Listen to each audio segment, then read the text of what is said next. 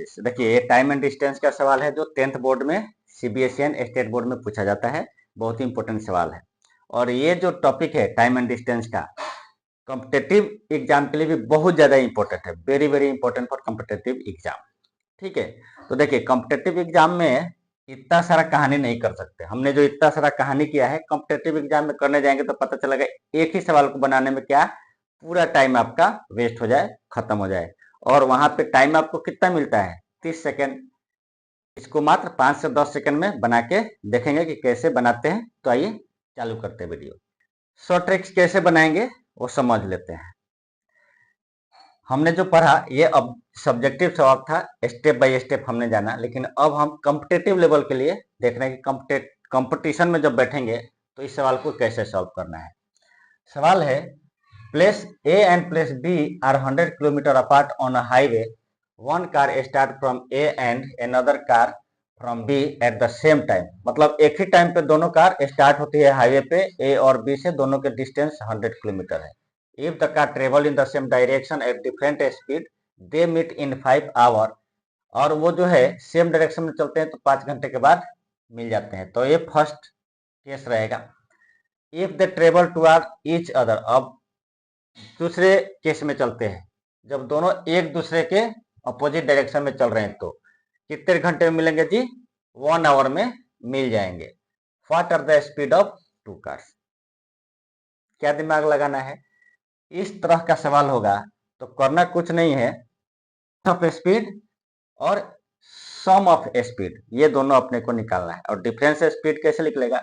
यहां से difference of speed आएगा, इधर से सम ऑफ स्पीड आ जाएगा। तो डिफरेंस ऑफ स्पीड के लिए क्या करेंगे?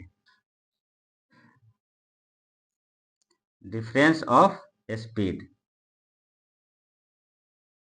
स्पीड डिफरेंस ऑफ स्पीड कितना हो जाएगा जी?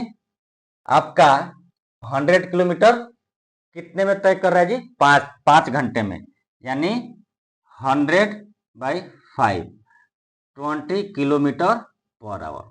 ये क्या है जी? डिफरेंस ऑफ स्पीड है। इन दोनों कारों के बीच के डिफरेंस ऑफ स्पीड है 100/5 20 किलोमीटर पर आवर। ठीक, अब सम ऑफ स्पीड निकाल लेंगे। Sum of speed, sum of speed किधर से आएगा? सेकेंड केस से। सेकेंड केस से सम ऑफ स्पीड कैसे आएगा? टोटल डिस्टेंस 100 किलोमीटर है तो ये भी कुछ डिस्टेंस तय करेगा, ये भी कुछ डिस्टेंस तय करेगा। तो क्या हो जाएगा? टाइम लग रहा है 1 मिनट, तो कितना हो जाएगा जी? 100/1, यानी आपका ये 1 आवर में जा रहा है तो कितना हो जाएगा?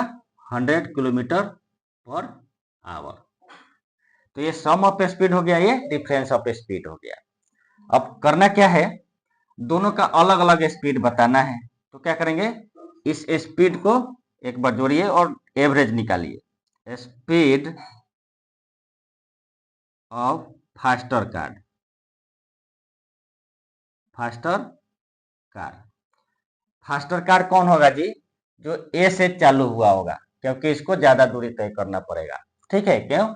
क्योंकि ये हाईवे पे बी से पहले है, तो बी से पहले है तो उसको पकड़ने के लिए तेजी में जाना पड़ेगा, प्रैक्टिकली है। ओवरटेक करने के लिए किसी गाड़ी को ओवरटेक करते हैं तो उससे ज्यादा रफ्तार बढ़ाना पड़ता है, तो उसका रफ्तार ज्यादा होगा। तो ज्यादा होगा तो क्या करेंगे? जोड़ देंगे। तो 120/2 कितना हो जाएगा जी? 60 किलोमीटर पर आवर।